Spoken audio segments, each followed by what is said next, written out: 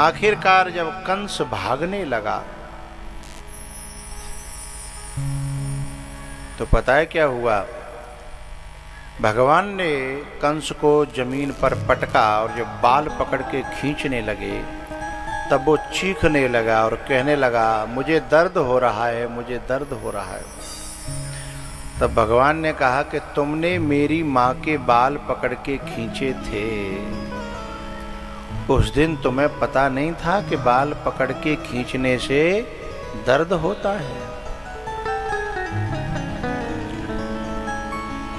यदि उस दिन ये बात पता होती और उसका पालन किया होता तो आज ये दिन तुम्हारी आंखों के सामने नहीं आता।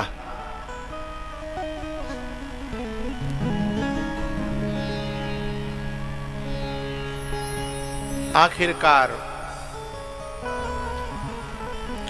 ये इंसान है ना, मनुष्य,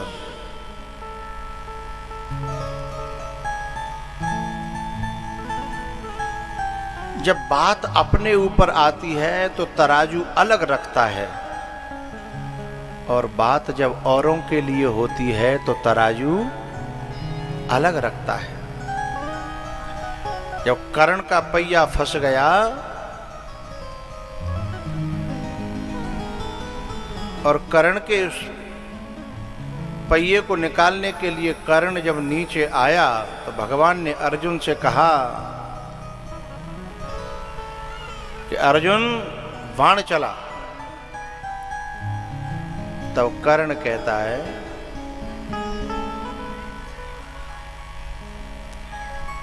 कि हे माधव, तुम अधर्म की बात कर रहे हो, मैं निहत्ता हूं और इस समय निहत्ते पर हथियार नहीं चलाया जा सकता।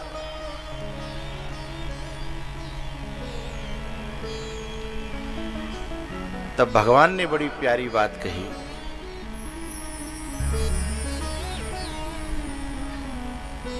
कि अब आई रे तोए याद धर्म की,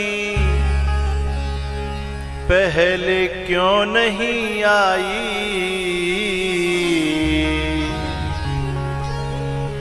जब अभिमन्यु को 7 लोगों ने घेर करके मारा था तब तुझे ये बात याद नहीं आएगी कि निहत्ते पर फार नहीं किया जाता।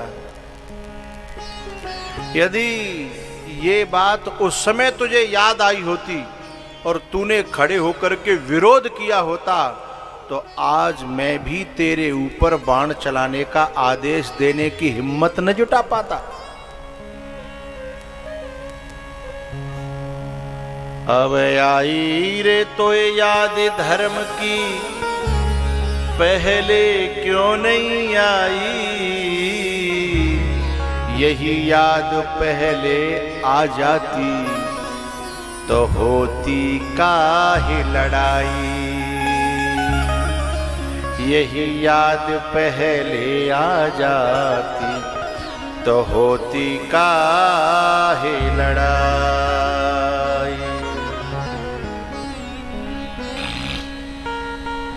भैया, जो व्यक्ति अपने समय तराजू अलग रखता है और दूसरों के समय आने पर तराजू अलग रखता है, वो अपने आप को धर्मात्मा समझे भले, पर ये धर्म की तराजू नहीं है। वक्त तो उसे छोड़ता नहीं है। तो बस यही बात भगवान कहकर के कंस के सामने कि आज तुम्हें जो दर्द समझ में आ रहा है, आत्मौपम्येन सर्वत्र समं पश्यति योऽर्जुन आत्मनः प्रतिकूलानि परेषां न समाचरेत्। जो हमें बुरा लगता है वह काम दूसरों के साथ में भी दूसरों को भी बुरा लगता होगा, ये बात समझ में आ जाए तो आदमी के स्वयं के जीवन में भी रास्ता साफ रहेगा। समझिएगा। कंस का जब वध हुआ तो अस्थि प्राप्ति जो कंस की पत्नी थी वो रोने के लिए आई, और जब वो रोती है ना तो क्या कहती है पता है? कि हमको पता था कि एक दिन तुम्हारी ये दुर्दशा होगी, तुम्हें मारने वाला कोई और नहीं है, तुम्हारे कर्मों ने तुम्हें मार डाला है, तुम्हें मार देंगे तुम्हारे कर्म। हाँ? तुम्हारे कर्मों ने तुम्हें मार डाला है। अस्थि प्राप्ति कहती हैं कि मातरम पितरम वृद्धम भार्याम साध्वीं सुतं शिशुं गुरुं विप्रं प्रपन्नं च कल्पो विभ्रश्वसन्मृता। बहुत प्यारा श्लोक है। ऐसी बुरी मौत वो मरता है, कौन? मातरम पितरम वृद्धम, जो माता की आत्मा दुखाता है। पितरम, पिता का दिल दुखाता है। कंस ने क्या किया था? अपने बाप को जेल में पटक दिया था। हैं? जिस बाप ने इसे चराया खिलाया पिलाया और उसी को तो मातरम पितरम, और जो बड़े बूढ़ों को जहां सर झुकाना चाहिए वहां हाथ उठा देता है, उसकी ऐसे ही मौत होती है। ये हमको पता था। कुछ लोग तो ताली बजाने में भी जाने क्यों शर्म करते हैं कि आलस करते हैं। कोई बात अच्छी आए तो जोरदार बजानी चाहिए,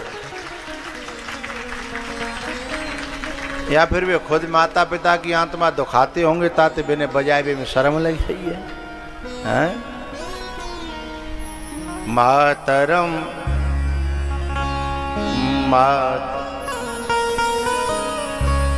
मातरम पितरम वृद्धम। दूसरों को गलत लत लगती है। सबसे सीनियर कौन है यहाँ? मातरम पितरम वृद्धम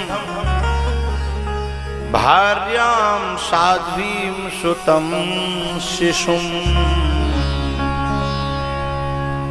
कोई नारी पत्नी के रूप में यदि सचमुच में अच्छी है, संस्कारी है, और कोई यदि उसी संस्कारी पत्नी को पाकर के भी जो दुख देता है, समझ रहे हो, जो दुख देता है, उस व्यक्ति की भी ऐसे ही बुरी तरह मौत होती है।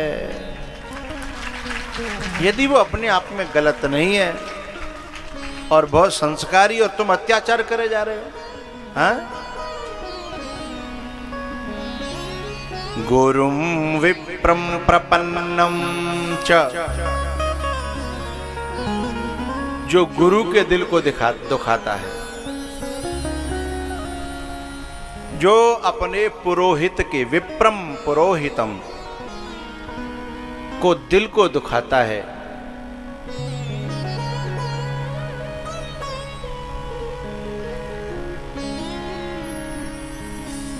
पता है,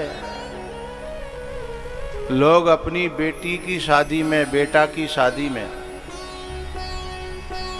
टेंट बढ़िया से बढ़िया करते हैं, लाइट बढ़िया से बढ़िया करते हैं, बैंड बढ़िया से बढ़िया करते हैं, लेकिन पंडित जी, अच्छा वो कहते हैं कि और 10,000 ज्यादा लग जाए पर बैंड बढ़िया होना चाहिए। लेकिन अच्छा, टेंट वाला ये शुभकामना नहीं करता है कि जाको रिश्ता सदा अच्छा चलता और है, ऐसे मंत्र पढ़े। टेंट वाला मंत्र पढ़ता है क्या? या हमारे जीवन की शुभकामना करता है क्या? भगवान से प्रार्थना करता है? नहीं ना। लाइट वाला, अरे बोला तो मूड तो हलाओ, नहीं ना। लेकिन जो विप्र मंत्र पढ़ता है ना, वो पति पत्नी के सुखी जीवन की शुभ कामना करता है। ओरिजिनल से वह उसके सुखी जीवन की शुभ कामना करता है। भगवान की जो है पूजा पाठ कराता है, विघ्नों को नाश करने के लिए गणेश जी की मनौती मनाता है। लेकिन उसे पैसे देने का जब समय आता है, टेंट वाला भले ही तू 10,000 ज्यादा ले जा, बढ़िया लगाना है, दावत में बढ़िया से बढ़िया इतनी मिठाई बनेंगी, ये होगा। लेकिन जब पंडित जी मांगते हैं ना, तो क्या कहता है यजमान, पंडित जी तुम तो घर के ही है, तुम आपका खर्चा हमें ये बताओ, तुम तो घर ही के हो, खर्चा का है, और हम तुम तो लेते देते रहेंगे। जबकि ब्याज दान दक्षिणा और समय पीछे कच्छुना। जब अवना देव जहर हो तो पे है, तो पीछे तुम्हें घर भर देगा। तो गुरुम विप्रम प्रपन्नम च, अपने पुरोहित, अपने विप्र, अपने गुरु की जो आत्मा दुखाता है, दिल दुखाता है। यद्यपि गुरु और विप्र पुरोहित उसके बुरे की कामना नहीं करता, वो तो ये कहता कोई बात ना है, भगवान तेरो भी भला करे, वो तो यही कहता है। लेकिन भगवान ऐसे का भला करता नहीं है, हैं? क्योंकि भगवान के यहाँ देर है, बोलो करो, अंधेर नहीं है, हैं?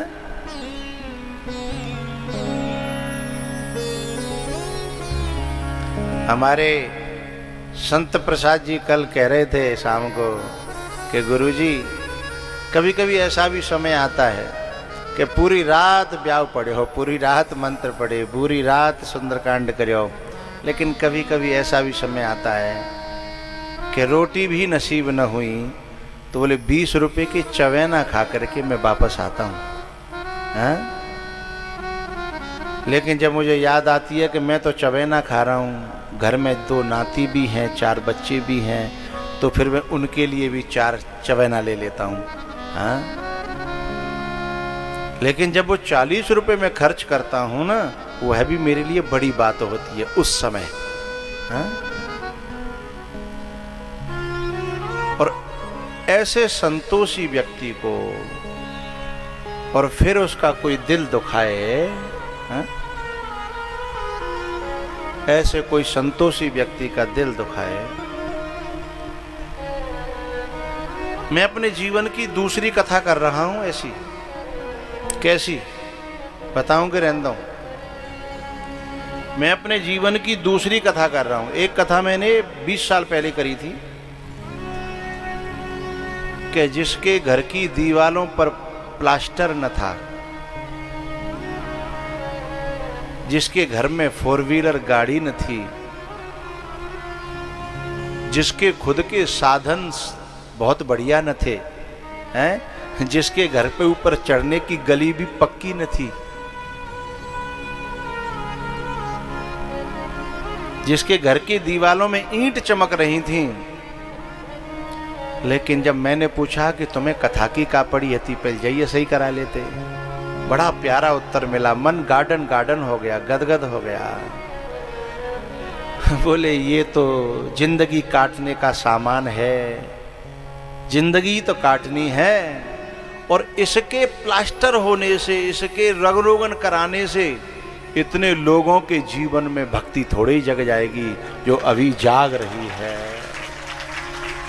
इतने लोगों के जीवन में जो परिवर्तन हो रहा है, जो दिल पिघल रहे हैं, जो ज्ञान मिल रहा है, जो लोगों का भला हो रहा है, आहा हा हा हा। एक मैंने 20 साल पहले ऐसी कथा करी थी, जिसके पास झोंपड़ी थी और उसके पास मोटरसाइकिल भी न थी, लेकिन उसने कथा जब कराई और मैं उसकी झोंपड़ी में गया, मैंने कि लोग तुमसे कहते होंगे पहले मकान बना ले, कथा तो चाहे जब करा लेना। उसका भी उत्तर यही था, बोले ना ना, अरे मकान बनेगा तो भी ठीक है, न बनेगा तो भी ठीक है। हमारे पुरखा जिंदगी काट के चले गए, हम भी काट के चले जाएंगे, लेकिन ये काम जो है हो गया तो जिंदगी का, जीवन का फल मिल गया। तो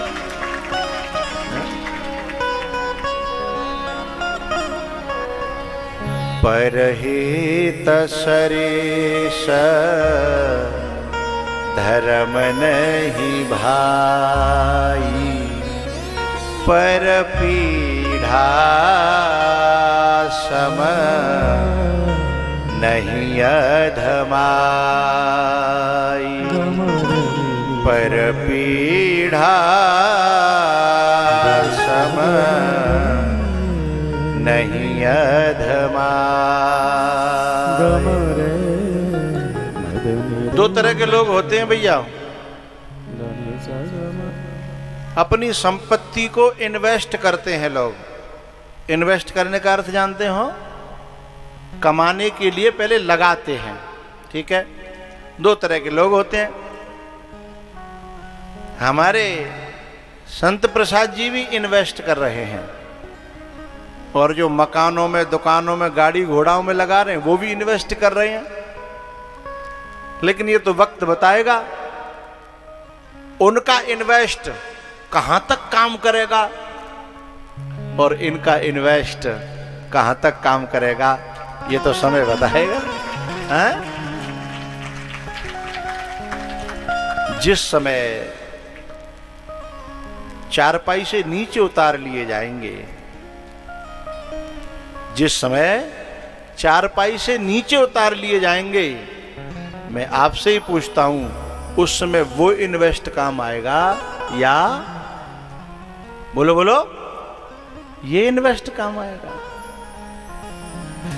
तो इस बात को इन्होंने समझा, लेकिन ये बात हर व्यक्ति की समझ में नहीं आती। चापे कृपा राम की होई, जापे कृपा।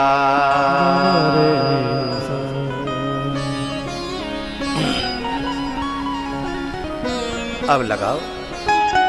कर ले कमाई ऐसी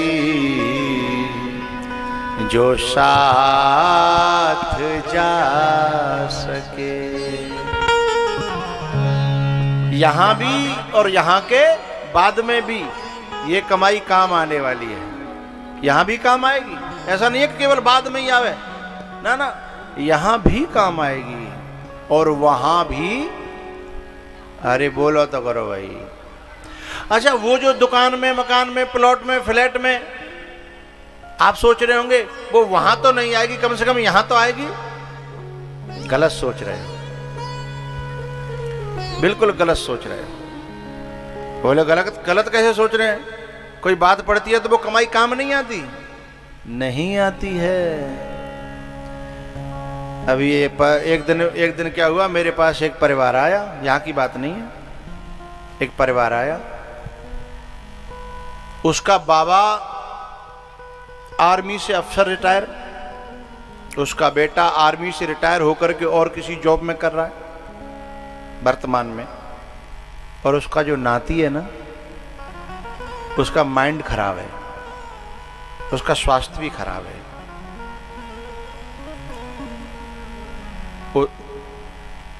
ये बात है आगरा के आसपास की। अब जो दादा ने, बाबा ने कमाया था ना, तो वो काम आ रहा है, और जो बाप ने कमाया न वो काम आ रहा है, और खुद तो वो कुछ कमा ही नहीं पा रहा, और एक ही नाती है। अब पूरा घर कितना खुश है, कितना खुश है। उल्टी बोल रहा हूं मैं। खुशी किसी कीमत पर ला सकते हो क्या? ये हमारा भ्रम है कि हम इससे खुशियां खरीद लेंगे, हैं? लेकिन जब हम ये कमाई करते हैं ना, तो फिर खुशी देने वाला खुशी देने पे आता है, तो फिर दुनिया का कोई दुख दुखी नहीं कर सकता है।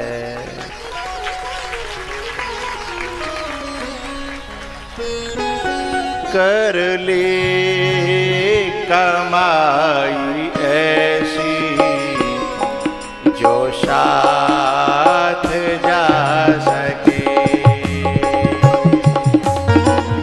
मुश्किल पड़े जो राह में, मुश्किल पड़े जो राह में, तो काम आ सके। कर ले कमाई ऐसी जो साथ जा सके।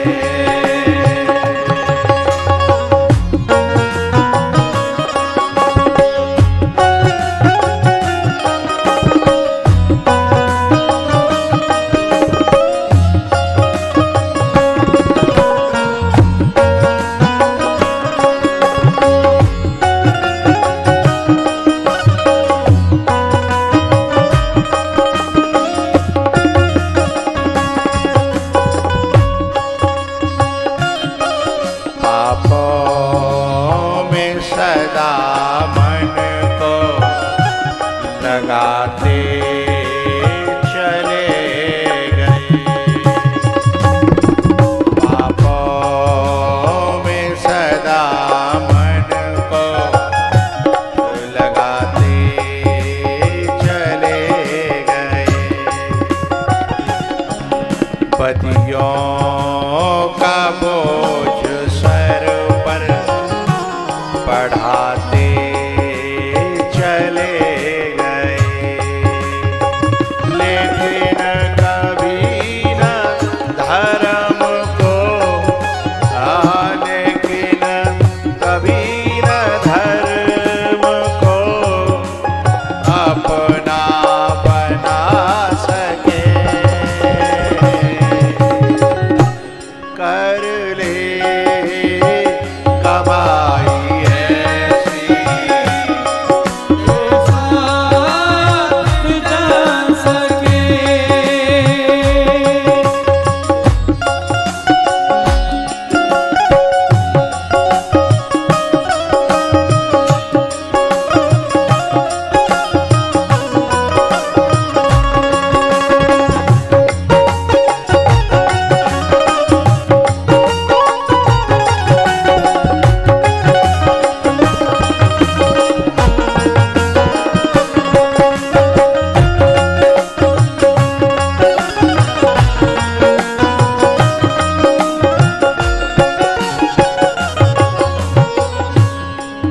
दुनिया की चकाचौंध में जीवन बिता दिया,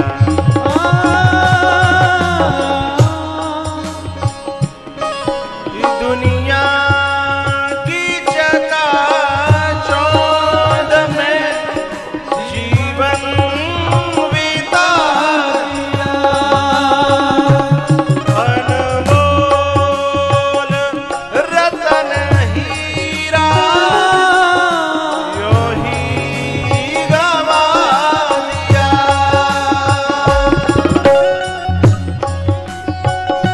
मानव वही है जो इसका, मानव वही है जो इसका फायदा उठा सके।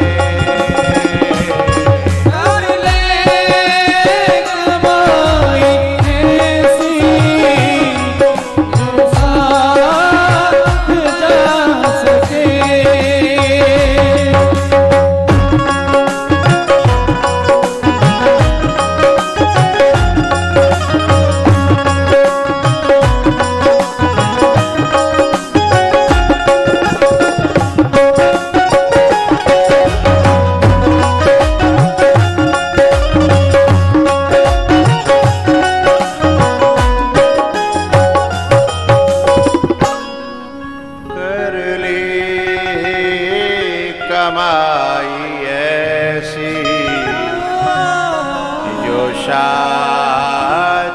जा सके।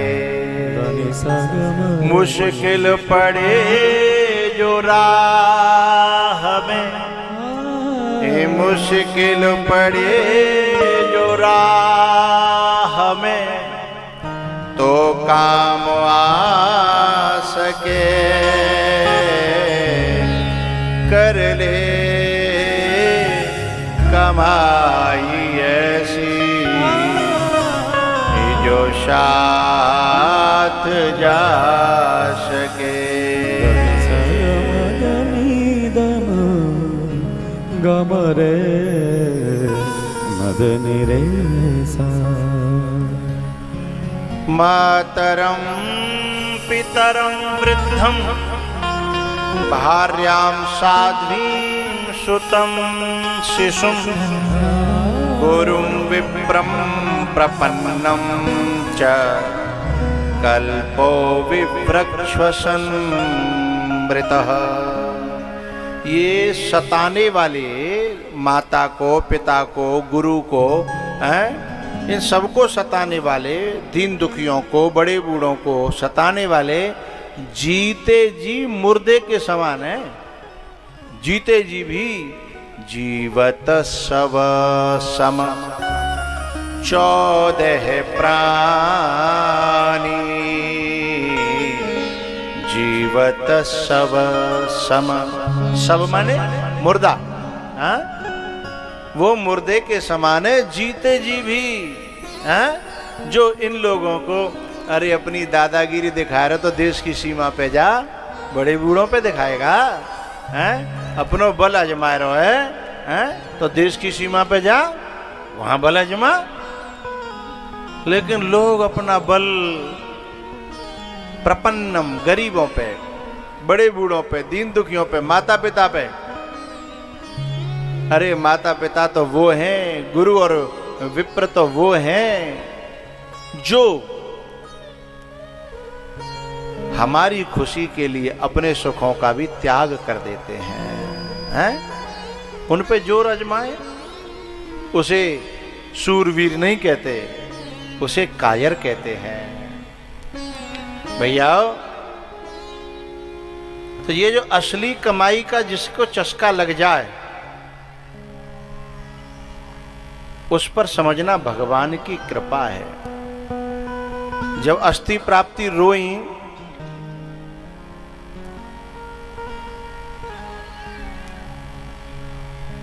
कंस की मृत्यु पर, तो ऐसे ही मंदोदरी भी रणांगण में जब आई थी रोने के लिए रावण की मौत पर, उसने एक दृश्य देखा। श्रोताओं, क्या दृश्य देखा? कि रावण की खोपड़ी को भगवान ने बहुत खोपड़ी काटी थी रावण की, फिर उपज आती थी, इसलिए मैदान में बहुत खोपड़ी पड़ी थी। एक रावण की खोपड़ी को शाम का वक्त हो चलाता था, एक गीदड़, एक कुत्ता खोपड़ी को खींच के ले जा रहा था।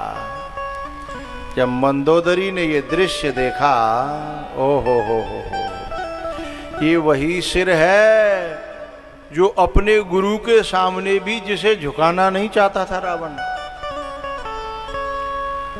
जो किसी के सामने झुकाने में बड़ा अपमान समझता था, आज उसी सिर को, उसी खोपड़ी को कौन खचेर के ले जा रहा है? गीदड़, कुत्ता है। ये वही खोपड़ी है, वही सिर है। हा। ये देखती देखती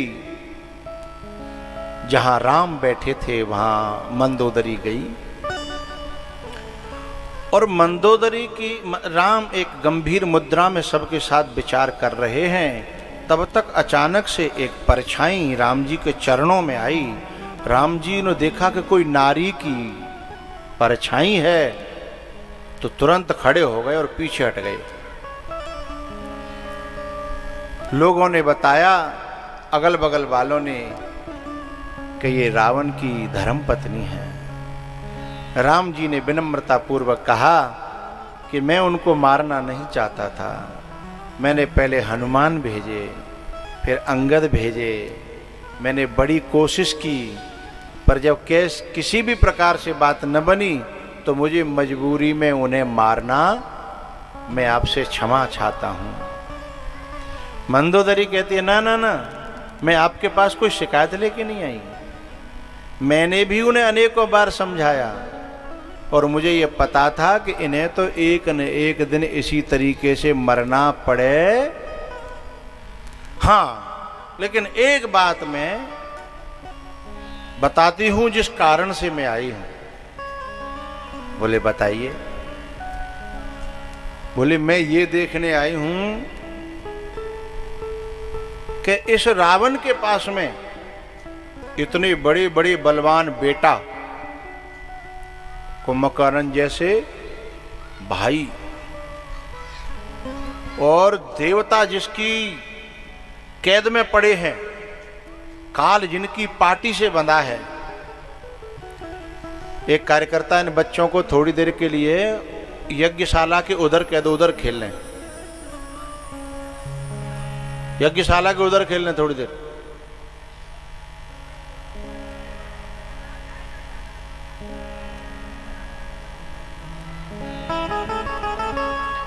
हम बहुत देर से सोच रहे थे कि बात वैसी बन जाए तो ठीक है। आइए।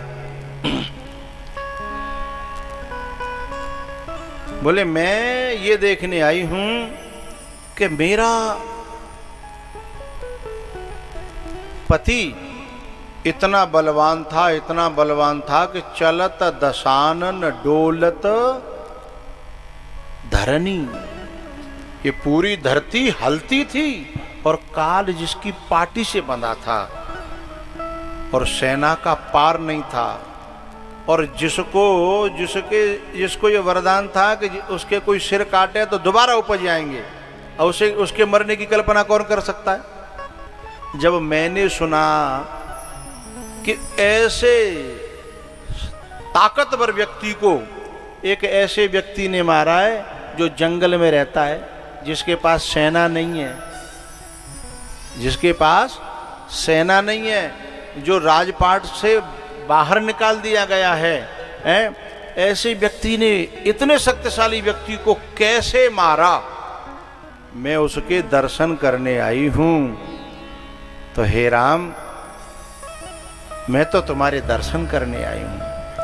ऐसे ताकतवर व्यक्ति को आपने कैसे मारा ये भी मैं समझ गई हूं। बोले कैसे समझ गई आप, क्या समझी, हमें भी बताइए। सब लोगों ने निवेदन किया। तब मंदोदरी कहती है कि मेरे पति में और आप में एक बड़ा अंतर है। बोले क्या? बोले एक मेरा पति था जिसकी अनेकों पत्नियां थीं, मैं तो पटरानी थी, मंदोदरी आदि सब रानी, मैं तो पटरानी थी। मेरे बाद में सैकड़ों हजारों पत्नियां थीं मेरे पति की, उसके बावजूद भी दूसरे की पत्नी का हरण करके ले आया। और एक राम आप हो कि मेरी परछाई पड़ते हुए देखा तो आप मेरी परछाई को देख करके भी तुरंत पीछे हट गए और हाथ जोड़ करके प्रणाम किया। है? मैं समझ गई, मैं समझ गई कि आपके अंदर कौन सी शक्ति ज्यादा थी और मेरे पति की सारी शक्तियों को किसने खत्म कर दिया। हा? मुझे समझ में आ गया। मंदोदरी रावण के शरीर पर बैठ करके कहती है कि नहीं शूल चुभते आज ये तुम्हारे,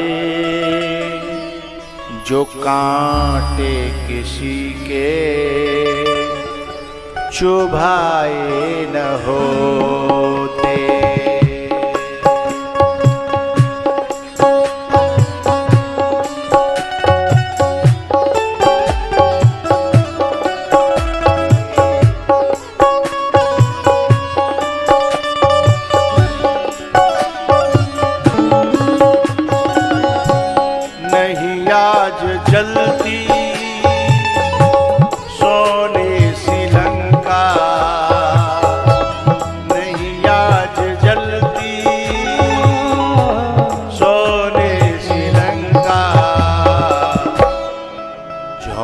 पड़े किसी के जलाए न होते।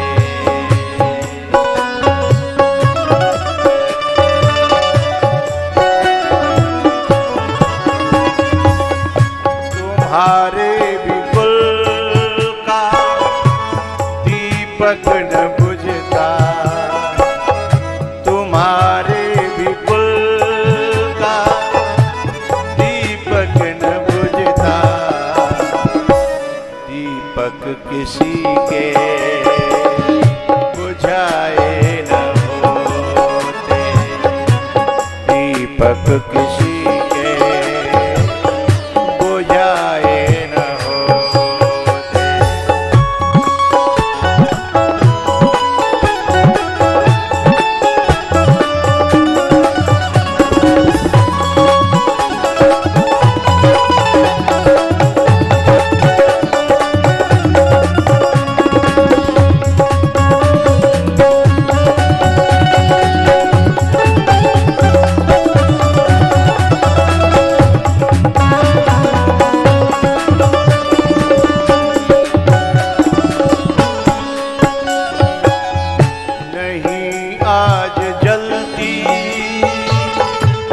कंचन सी काया, नहीं आज जलती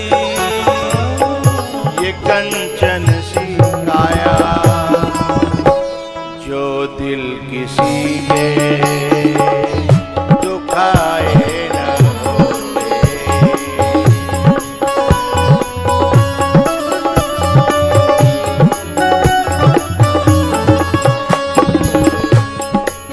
लाख पूत सवा लाख नाती, तारावन घर दिया न बाती, नहीं सोल चुभते आज ये तुम्हारे, जो कांटे किसी के चुभाए।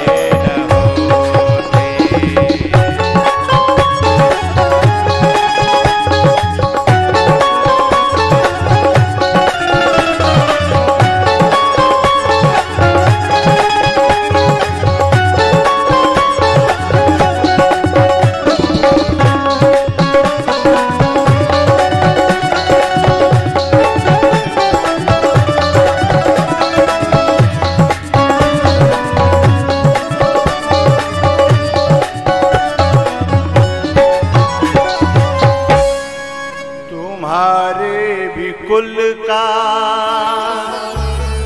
दीपक न बुझता, जो दीपक किसी के बुझाए न होते। वजह आज रोने हंसने के सभी जीव रोते।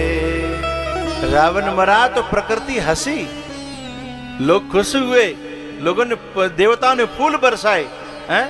कभी कभी समाज में से कोई ऐसा व्यक्ति मरता है ना, तो लोग पीछे पीछे खुश होते हैं कि कंटी कटी बड़ा आताताई था, अरे आतंक फैला रखा था हैं। तो वजह आज हंसने के सभी जीव रोते, रुलाकर जो पहले सताए न होते। नहीं शूल चुभते आज ये तुम्हारे, जो दिल किसी के दुखाए न होते।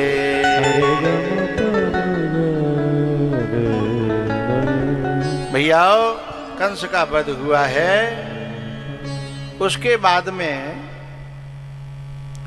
भगवान गुरु ग्रह से पढ़ करके आए और कंस का ससुर था जरासंध, और जरासंध ने मथुरा पे चढ़ाई कर दी कृष्ण को परास्त करने के लिए, प्रतिशोध लेने के लिए 17 बार मार मार के भगाया। 18वीं बार उसने एक षड्यंत्र रचा। अपनी सेना में संतों को, महात्माओं को, विप्रों को भर्ती कर ले आया।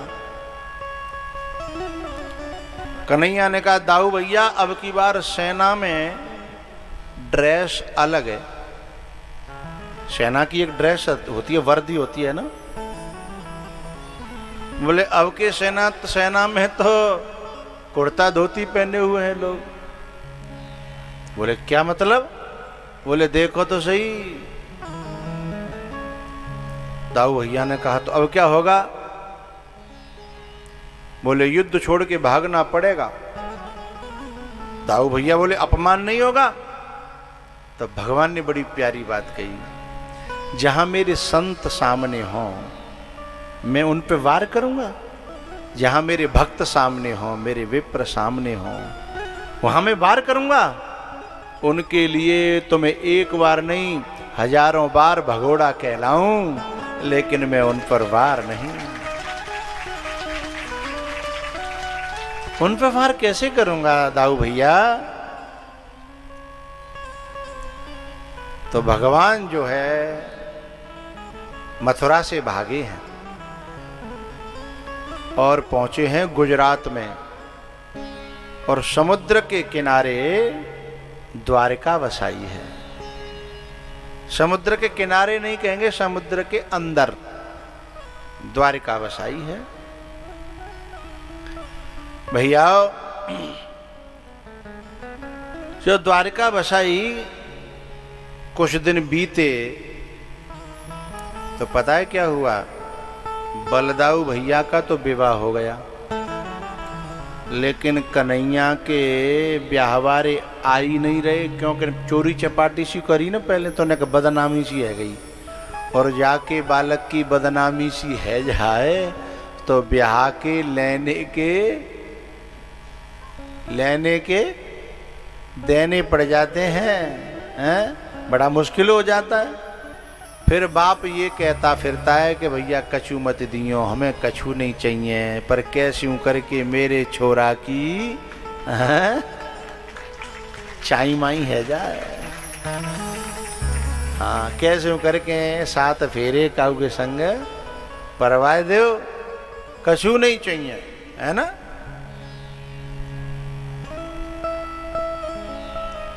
अब भगवान ने एक दिन नारद जी आए, नारद जी से कहा, नारद जी तुम्हारे रहते भाई हम ऐसे ही रहेंगे का? अकेले रहेंगे? दाऊ भैया को ब्याह है गो, जब कि हम तो नेकसे से अतकाए तवई ते जसोदा मैया से कहते।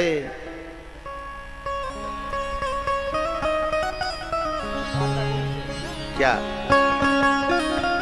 हाँ, राधिका गोरी से विरज की छोरी से मैया कराए दे मेरो ब्याह। राधिका गोरी से विरज की छोरी से मैया कराए दे मेरो ब्याह।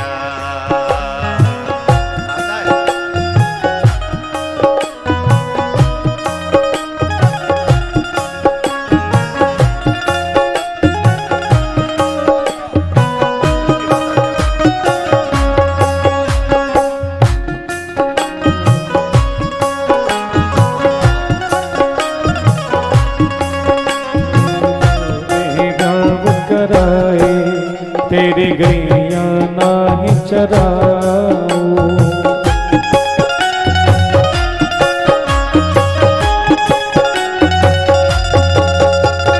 जो नई ब्याह कराए तेरी गैया नाही चराओ। आज के बाद मेरी मैया तेरी दहली पर ना आओ। आएगा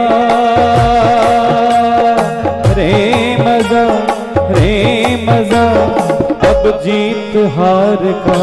राधिका गौरी से विरज की छोरी से मैया करा दे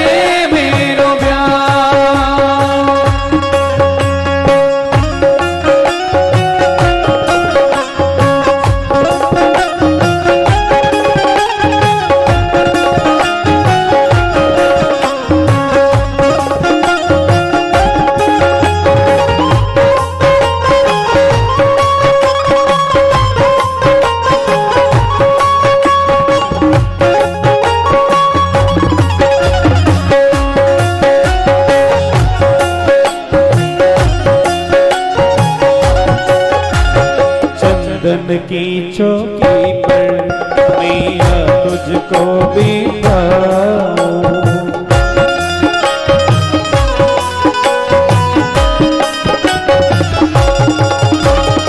अपनी राह से मैं चरण तेरे दबवाऊं, भोजन में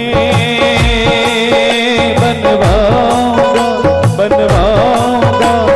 56 प्रकार का राधिका गौरी से, बिरज की छोरी से मैया करा दे मेरो प्यार।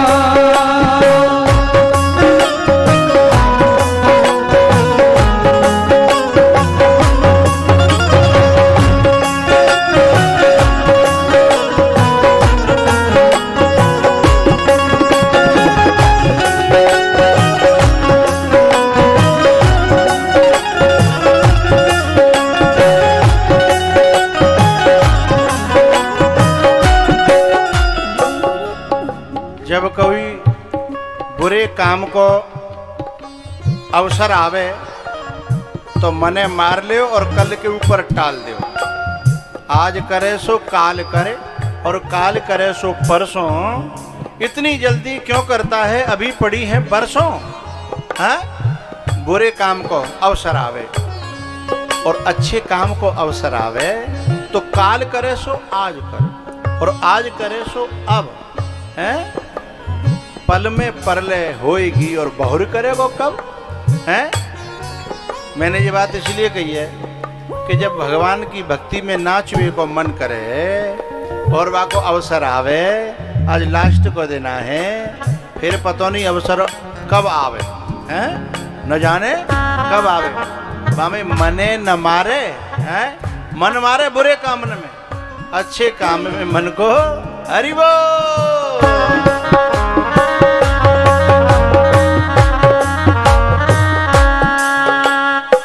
हाथ नीचे करो, हाथ नीचे करो।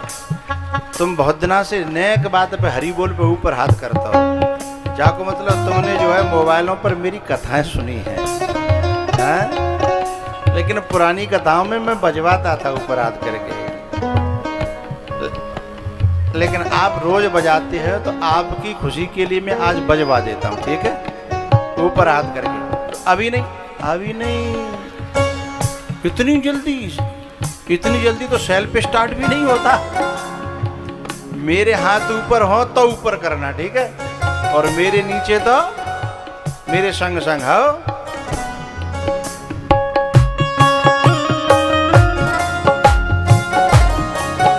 अब भाई मेरे नीचे हैं चाचा, मेरे ऊपर होंगे, बजा तो रहा हूं पर नीचे हैं।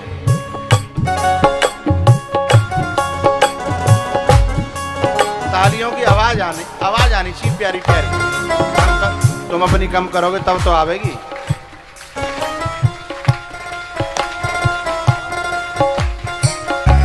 कहाँ सो रहे हो बाबू जी? सही है, बज रहो तुम, आ तो पता का है। अब आइए,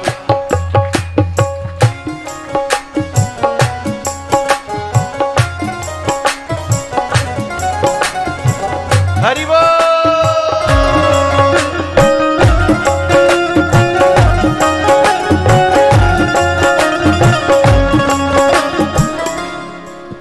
रुको रुको रुको रुको, एक बात मुझे अच्छी ना लगी।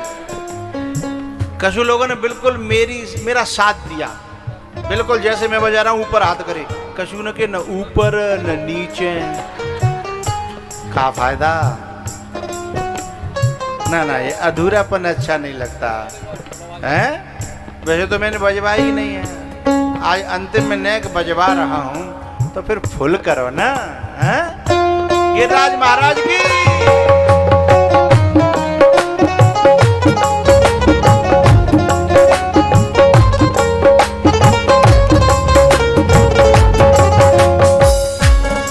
भाई कहाँ ध्यान है तुम्हारा? मेरे हाथ नीचे है गए, बहरी अबू लगी हैं। हे भगवान, ध्यान तो मुंह पे राखो, मेरे नीचे हो जाए तो संग तुरंत नीचे राखो, नीचे करो और ऊपर हो तो। और मेरी भगवान से प्रार्थना है, भगवान तेरे दरबार में, हे ठाकुर जी आप विराजमान हो पोती के रूप में, तुम्हारे दरबार में जो ऊपर हाथ करने का मतलब है समर्पण। इसे हमारी सेना की भाषा में कहते हैं, आर्मी की भाषा में कहते हैं हैंड अप सरेंडर। क्या कहते हैं? हाथ ऊपर सरेंडर। हाँ, तो जैसे जैसे अपराधी सरेंडर करता है आर्मी के सामने, ऐसे ही हम समर्पण करते हैं अपने ठाकुर के सामने ऊपर हाथ करके। हैं तो इसलिए ठाकुर जी जो आपको ऊपर हाथ करके समर्पण भाव से बुला रहे हैं उनका भला करना, और जो ऊपर हाथ नहीं कर रहे हैं अहंकार के बस, उनको तुम जानियो, तुम आप काम जाने। गिरिराज महाराज की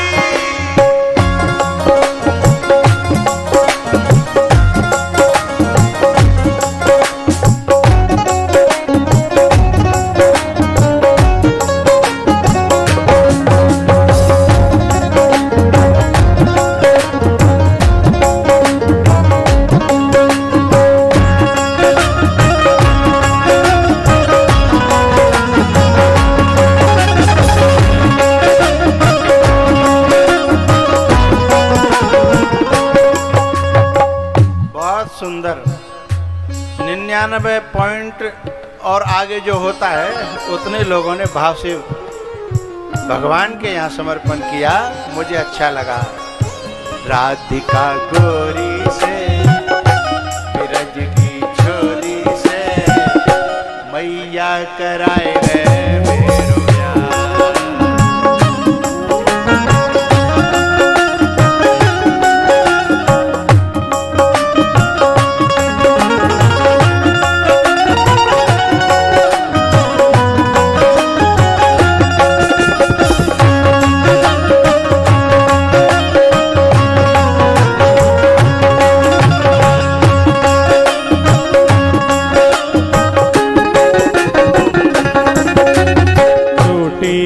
दुल्हनिया तेरे अंगना में डोलेगी,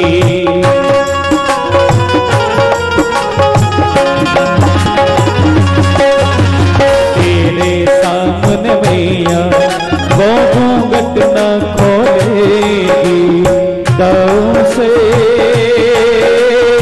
जा कहो बैठेंगे द्वार पे राधिका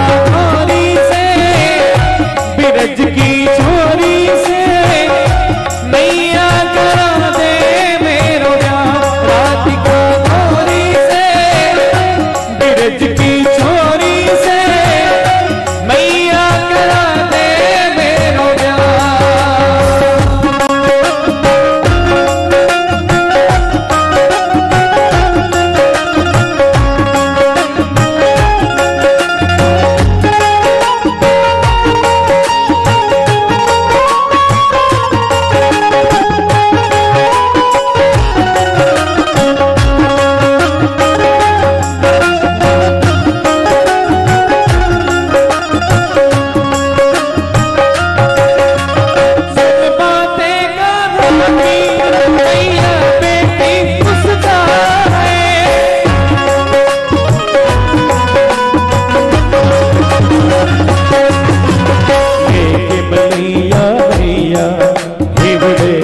अपने लगाए, नजर कहीं लग जाए ना मेरे लाल को।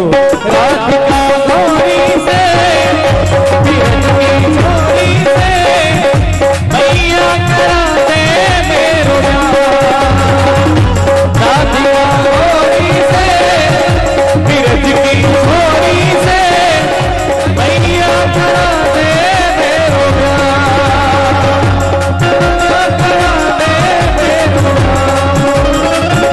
मैया करा दे मेरो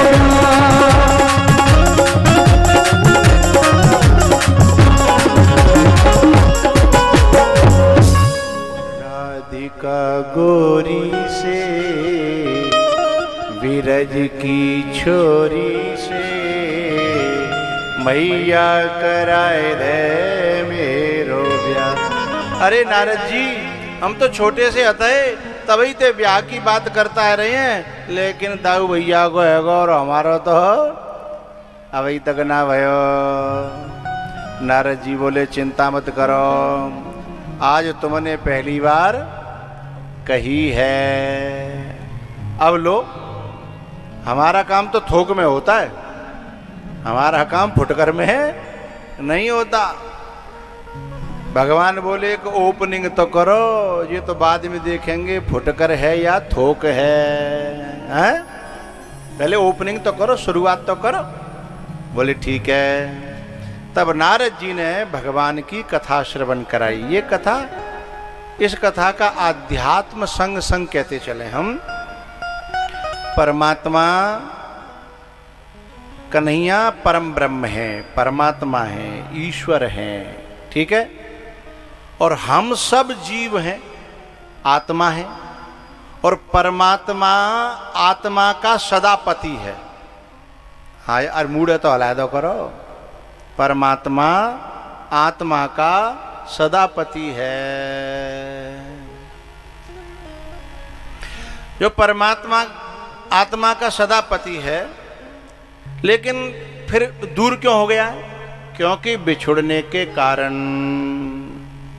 भूलने के कारण हम सब भूल गए हैं कि हमारा असली पति कौन है। और हम लोग जो है दुनिया में जन कौन कौन है पति माने बैठे हैं। पति माने स्वामी, मालिक, अपने ऊपर अधिकार दे दिया है। लेकिन जन्म जन्मांतर से, जन्म अनादि काल से आत्मा का असली पति तो परमात्मा ही है? तो ये बात जो है नारद जी ने ये कथा सुनाई। एक बात बताएं आपसे, यदि कथा सुनने के बाद संसार से वैराग्य और परमात्मा से प्रेम पैदा न हुआ तो वो कथा नहीं है, कथा के नाम पे व्यथा है। कथा नहीं है, कथा के नाम पे नाम कथा हो सकता है, लेकिन वो व्यथा है। संसार से वैराग्य करा दे, हैं? जैसे कथा पूरी हो जाएगी आज, कल से जैसे बीड़ी वाले को बीड़ी की तलब लगती है, ऐसे तुम्हें कथा की तलब लगेगी। ये पहचान है कि तुम्हारा प्रेम कथा से हुआ, भगवान से हुआ, और संसार फीका पड़ा है? तो कथा सुनने के बाद दिल में ऐसी लत लग जाए कि अब कथा कहाँ मिले, कहाँ मिले। हमारे अविनाश के पिताजी कल कह रहे थे कि अब तक हम जाने क्या क्या टीवी में देखते थे, अब हम बड़ा वाला मोबाइल लेंगे, क्योंकि अब कथा के बिना चैन नहीं पड़ेगा। तो हम अब बड़ा बड़ा मोबाइल लेंगे हैं और चलाना सीखेंगे, जिससे कि हम रोज कथा का श्रवण कर सकें। बच्चों ने भी कह दिया कि हम बड़ा वाला मोबाइल ला के देंगे, कथा श्रवण करें। तो मुझे ये बात बच्चों की बड़ी प्यारी लगी। इस बात को लेकर के मैं सारे बच्चों से कहना चाहता हूँ, यदि किसी के मम्मी पापा, दादा दादी, चाचा चाची, ताऊ ताई यदि कथा सुनना चाहते हो और तुम्हें भगवान ने लायक बनाया हो, तो उनको बड़ा मोबाइल दे करके उसमें कथा सुनना, निकालना सिखाइएगा। ये बहुत बड़े पुण्य की बात है। अरे भैया, अपने बड़े बूढ़ों के कल्याण के लिए, तारने के लिए भागीरथ ने तो कितने तपस्या करी, गंगा जी को लेकर के आए हैं। गंगा क्या है? ये कथा ही तो गंगा है, हैं? तो आज हमारे बड़े बूढ़न को यदि मन चल्लो होए कि कथा सुनवी को मन तड़फ रहो होए, तो बच्चों का कर्तव्य है कि एक ऐसा मोबाइल जिसमें वो कथा सुन सकें, उनको सिखाना चाहिए। नहीं आता हो तो भी, ऐसे मेरे बहुत बच्चे हैं जिनको मैंने कहा उन्होंने मुझसे बता करके कि देखो ये मोबाइल हमने अपने बाबा को दिलाया है। नातियों ने, कई नाती ऐसे हैं, उन वो कथा सुन रहे थे तो उन्होंने अपने घर पे मोबाइल मंगवा करके गिफ्ट किया है, और वो आ नहीं पाए तो दूर से ही उन्होंने अपने मित्रों से कह दिया कि हमारे पिताजी को बोल करके निकालना सिखा देना। और मोबाइल तो बहुत एडवांस हो गया है, अब उसमें ज़्यादा बटन दबाने की जरूरत नहीं है। उससे कह दो कि ये वाली कथा हमें सुननी है, तो अपने आप निकाल करके दिखा देगा कि लो भैया हैं। जब इतने पे हम छोटी सी एक प्रयास से हम अपने माँ बाप के लिए ये काम न कर पाए तो ज़्यादा अच्छी बात नहीं है। तो कथा संसार को फीका कर दे हैं और परमात्मा से प्रेम जगा दे, महात्मा से प्रेम लगा दे, भक्ति में प्रेम बढ़ जाए, संसार असत्य लगे और परमात्मा सत्य लगे, और संसार मिथ्या लगे और परमात्मा की तरफ मन लगने लगे, तो समझना असली रूप में कथा हुई है और असली रूप में हमने कथा सुनी है। और नहीं तो भैया 7 दिना तक ढोलक बजी, तबला बजो, नाच रहे हैं, पंडित जी अपनी दक्षिणा ले गए, यजमान ने भंडारा कर दो हैं। बाकी बाद उनसे पूछे कि कथा कैसी भई? बोले इतने कुंटल के लड्डू बने, बूंदी बनी हैं। तो वाह ने तो कथा का बुआ को ध्यान तो बूंदी पे हतो है, वो कथा नहीं हुई, व्यथा हुई। हाँ, कथा वो है, मन में जब ये बात आ जाए कि इस जग में दिल नहीं लगता रे मोहन, आना है तेरी नगरी,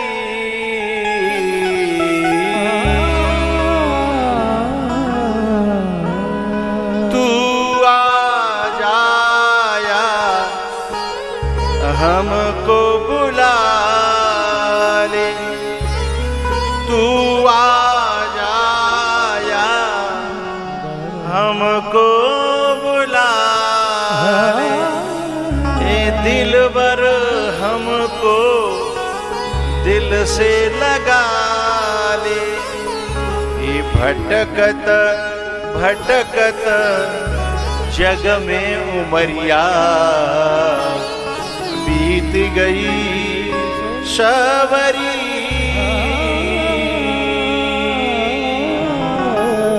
जग में दिल नहीं लगता रे मोहन, आना है तेरी नगरी।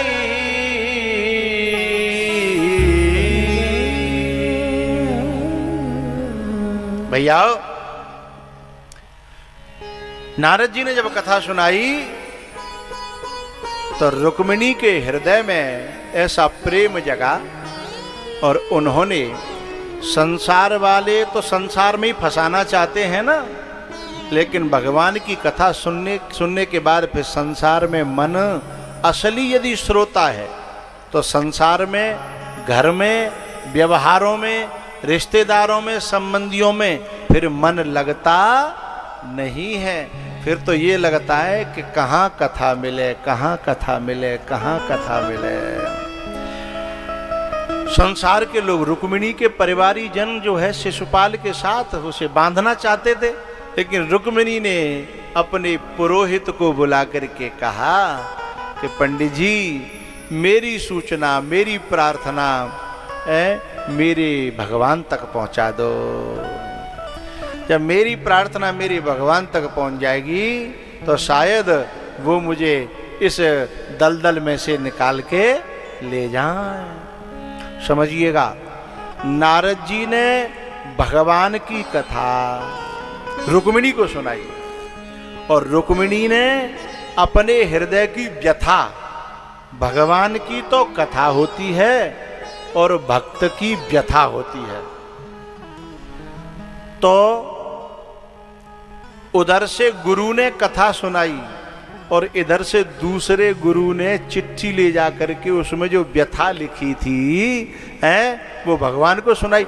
अरे गुरु वही है जो अपने भक्तों के शिष्यों के हृदय में भगवान की कथा सुना सुना करके प्रेम प्रकट कर दे, समर्पण प्रकट कर दे, भक्ति प्रकट कर दे।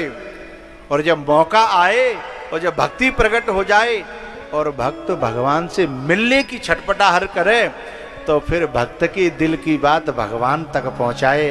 हे ठाकुर जी, इसकी सुन लेना, ये तुम्हारे पास आना चाहता है, तुमसे मिलना चाहता है, तुम में समा जाना चाहता है। ऐसी प्रार्थना भगवान से भी करे। वही तो गुरु है? वही तो महापुरुष है, वही तो बुद्ध पुरुष है?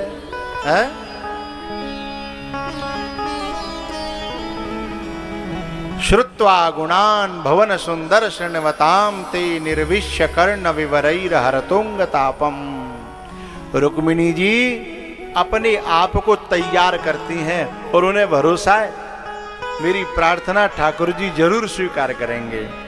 और चिट्ठी के संग ही भगवान चले आए हैं। एक बीच में पंक्ति गानी है मुझे। मंदिर से दौड़ी चली आऊंगी, सुना है? आगे क्या है? कोई दिल से पुकारे। क्यों भैया, जब आजकल मोबाइल चल गए तो दिल की क्या जरूरत है? यहां से अमेरिका भी, कनाडा भी, कहां कहां तक लग जाता है। जबकि हमारी माता रानी तो हमारे देश में ही है, चाहे वो वैष्णो देवी हो, चाहे जो भी देवी हो, तो हमारे देश में ही है। जब मोबाइल विदेश में लग रहा है तो देश में नहीं लगेगा? दिल की क्या जरूरत है? फिर हम क्यों गाते हैं कोई दिल से पुकारे? हमें तो कह देना चाहिए कोई जो है वॉइस कॉल करे या वीडियो कॉल करे, या कुछ और करे। ध्यान रखिएगा, भगवान हो चाहे माता रानी हो, वो तो तैयार बैठी हैं। अभी हमारा दिल ही कुछ कच्चा है, पुकारने में अभी पक्का नहीं हुआ है? रुक्मिणी की प्रार्थना गई तो भगवान तो तैयार बैठे थे। जैसे अपन गाते हैं ना, मंदिर से दौड़ी चली आऊंगी। गा दूं क्या एक लाइन?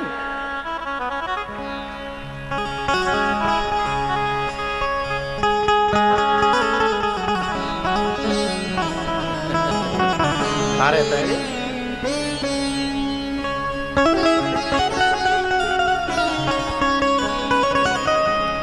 एक कोई दिल से पुकारे, ए मंदिर से दौड़ी चली आऊंगी, कोई दिल से पुकारे।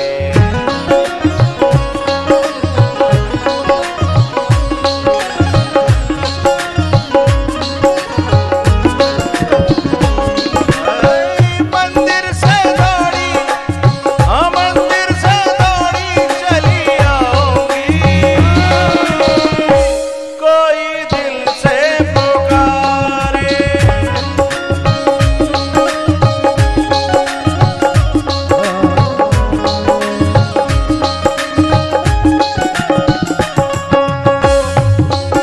पुकारे कोई मन से पुकारे, दिल से पुकारे कोई मन से पुकारे।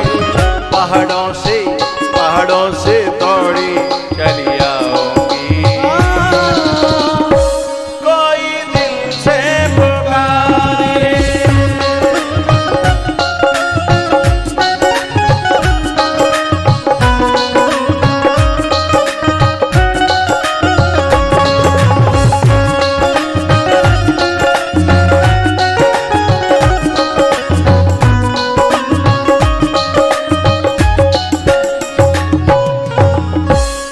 मंदिर से दौड़ी चली आऊंगी, कोई दिल से पुकारे। एक दिन मैंने कहा था शुरुआत में कि भगवान केवट के घाट पे केवट की ही नाव में क्यों बैठना चाहते हैं, जबकि वो गंगा जी को पार नहीं कर सकते, जो 2 पांव में तीनों लोग नाप लेते हैं। क्यों भैया? 2 पग में तीनों लोग नाप लेते हैं, तो फिर वो केवट से क्यों कह रहे हैं, ए भैया देख नाव इधर लिया, मुझे तेरी ही नाव में बैठना है, क्यों कह रहे हैं? अच्छा चलो छोड़ो, चलो छलांग न लगाएं, लंबा पांव न करें, कोई बात ना, विराट न बने जो बलि के यज्ञ में बने थे, न बने, तो क्या वहां एक ही नाव थी? नाव तो बहुत थी, लेकिन मैंने बताया था कि और जो नाव थी उन नाव वालों ने बहुत सजा के रखी थी, और ये इसने नाव सजाई ही नहीं थी। तो और जो सजाने वाले थे भगवान को तो उसमें बैठना चाहिए। भगवान से जो है पार होने के बाद एक दिन लक्ष्मण जी ने पूछा कि ये लीला आपकी हमारी समझ में नहीं आई है। वो 2 कौड़ी का आदमी है और कैसे कैसे नाटक कर रहा था है? और वो हमारे सामने। केवट ने एक बात और कह दी थी, जब चरण प्रक्षालन करके चरणामृत कठौता में ले लिया तो क्या बोला, अपने परिवार पूरा बुला लिया और परिवार को लाइन में लगा दिया। लक्ष्मण जी और सीता जी साइड में खड़े थे। सो कहता है जिसको ठाकुर जी का चरणामृत चाहिए तो लाइन में आ जाए, चाहे कोई क्यों न हो। सोचिए, कल्पना करिए कौन को चैलेंज कर रहा है? तब सीता जी से लक्ष्मण जी ने कहा क्या करें? लक्ष्मण जी बोले आज चलना पड़ेगा, आज इसी का दिन है, आज जो ये कहेगा वो करना पड़ेगा, आज इसी का दिन है। अच्छा, तब राम जी से लक्ष्मण जी ने एक दिन पूछा बाद में जंगल में कि उस दिन आपकी लीला हमारी समझ में नहीं आई, इतनी नाव खड़ी थी सजी सजाई बड़ी बढ़िया बढ़िया, और आप जो है बामन के यज्ञ में जो है 2 पग में तीनों लोग नाप देते हैं, और मां प्रार्थना कर रहे हैं कि मांगी नाव न केवट आना, और कहे तुम्हार मरम में जाना। क्या कह रहा था वो? मरम जाना, मरम। आपके मर्म को तो ब्रह्मा भी नहीं जानते, शिव भी नहीं जानते हैं, आपके मर्म को तो मैं नहीं जानता। दिन और रात आपके लक्ष्मण हूं, ये मर्म न जाना, मैं दिन और रात। और वो कह रहा था केवट लीला समझ में नहीं आई। तब एक बड़ी प्यारी बात राम जी ने कही, आपके दिल को जरूर भाएगी, और दिल को जरूर भाए तब उस बात का स्वागत करिएगा तालियों से। बात कहने जा रहा हूं। राम जी ने कहा केवट, ये बात मैं संत प्रसाद जी की एक बात के ऊपर कह रहा हूं जो इन्होंने रात मुझसे कही। इन्होंने रात मुझसे कहा, वो बात बाद में बताऊंगा, पहले मैं केवट की बात बता रहा हूं जो राम जी ने लक्ष्मण से कही। राम जी कहते हैं केवट, ये जो नाव थी ना, ओ लक्ष्मण, ये केवट की जो बाहर की नाव थी वो टूटी फूटी थी, वो बेकार थी, पर केवट की जो असली नाव थी ना, वो भीतर से केवट ने जन्म जन्मों से सजा के रखी थी, इसलिए। और मैं बाहर की नावों को नहीं देखता है। आज संत प्रसाद जी के यहाँ कथा हो रही है, जबकि इनसे बड़े बड़े पैसा वाले यहाँ बैठे होंगे ते जीवन में कथा नहीं करा पाए होंगे। जब मैं इनके मकान में गया और उस पर जब पलस्तर न मिला है, ईंटों में से गिर रहा था, वो ईंट के बीच में जो लगाते हैं मसाला, वो जो गिर रहा था, तब जब मैंने कहा, मैंने कि तुम ये और ऐसा, इनका भी उत्तर यही था।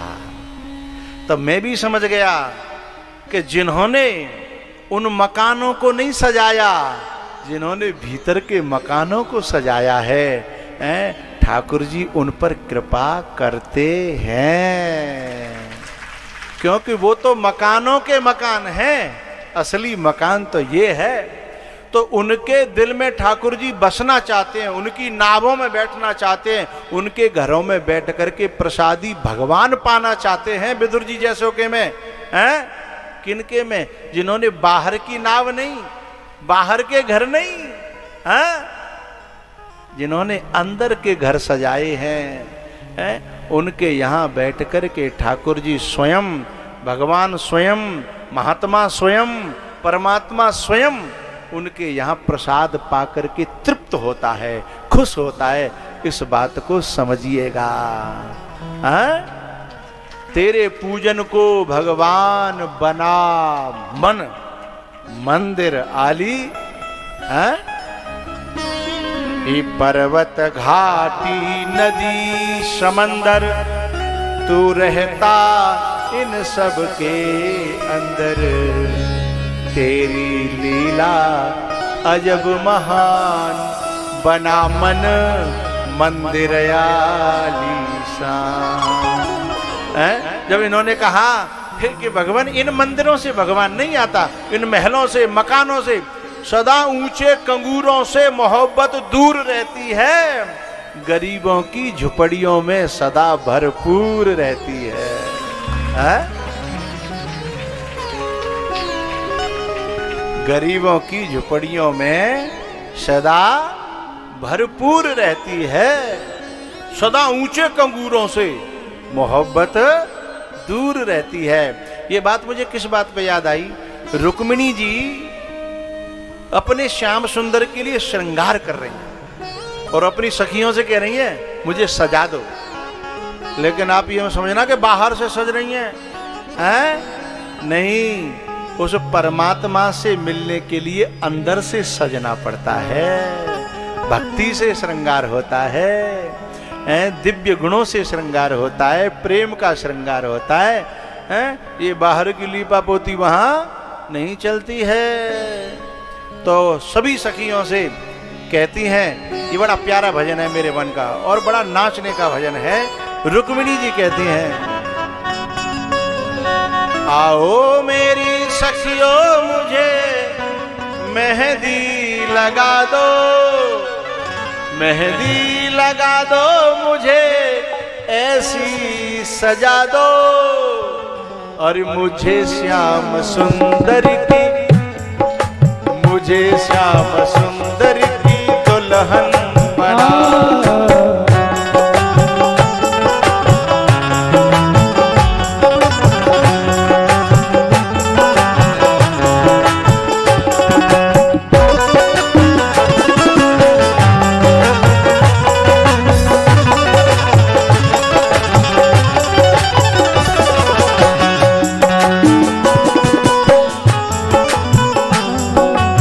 सत्संग में मेरी चर्चा चलाई,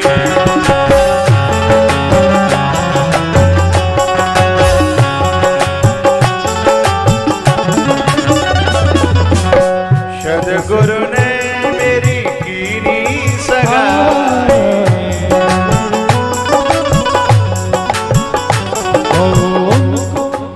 जो नाचे केवल वही खड़े हों, ताली बजाने वाले तो बैठे रहे।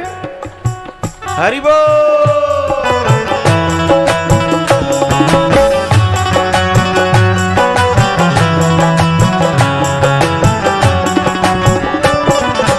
उनको बुला के हाथ लेवा करा दो, उनको बुला के हाथ लेवा करा दो, अरे मुझे श्याम सुंदर की दुल्हन बना दो, मुझे श्याम सुंदर की दुल्हन बना दो।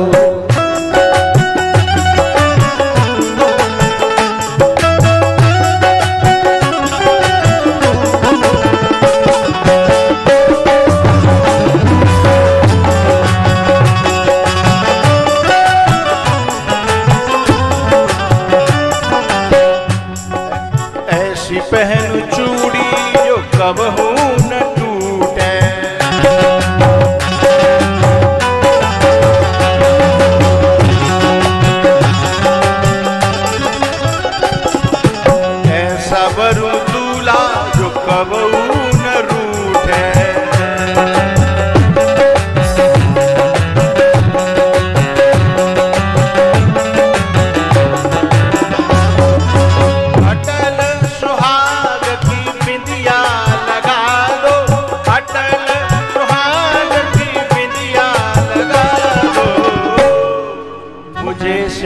सुंदर की दुल्हन बना दो, मुझे श्याम सुंदर की दुल्हन बना दो।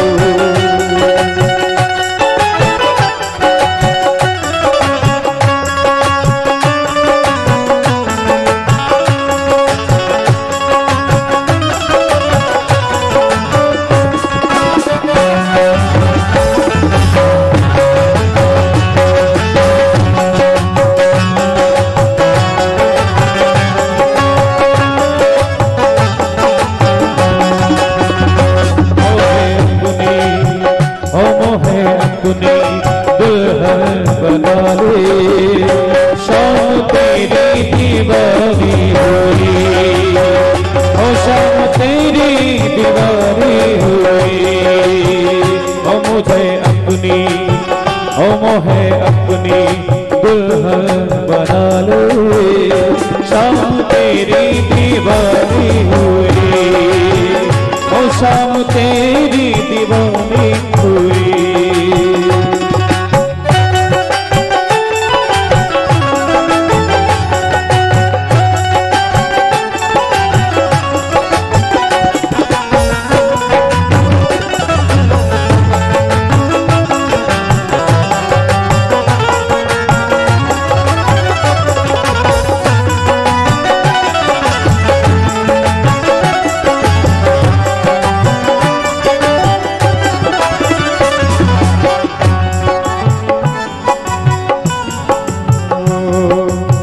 भक्ति का सुरमा में आंखों में लगाऊंगी,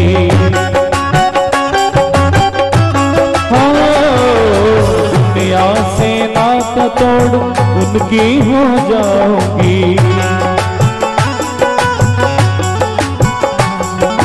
सदगुरु को बुला के मेरे फेरे तो पड़वा दो, सदगुरु को बुला के मेरे फेरे तो पड़ा दो। मुझे श्याम सुंदर की दुल्हन बना दो, मुझे श्याम सुंदर की दुल्हन बना दो।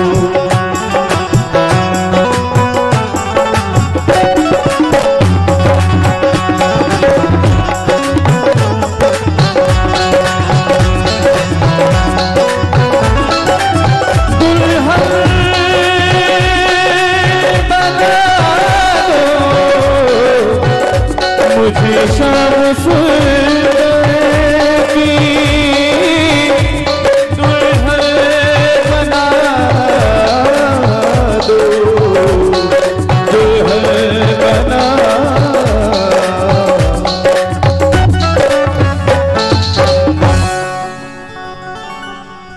बैठ जाओ। सत्संग में मेरी चर्चा चलाई, सद्गुरु ने मेरी कीनी सगाई, उनको बुला के हथ लेवा करा दो। सारे गमा पदा, अरे मुझे श्याम सुंदर की दुल्हन बना। सारे गमा पम गरे गरे धनी रे, मुझे श्याम सुंदर की दुल्हन बना दो। गरे सा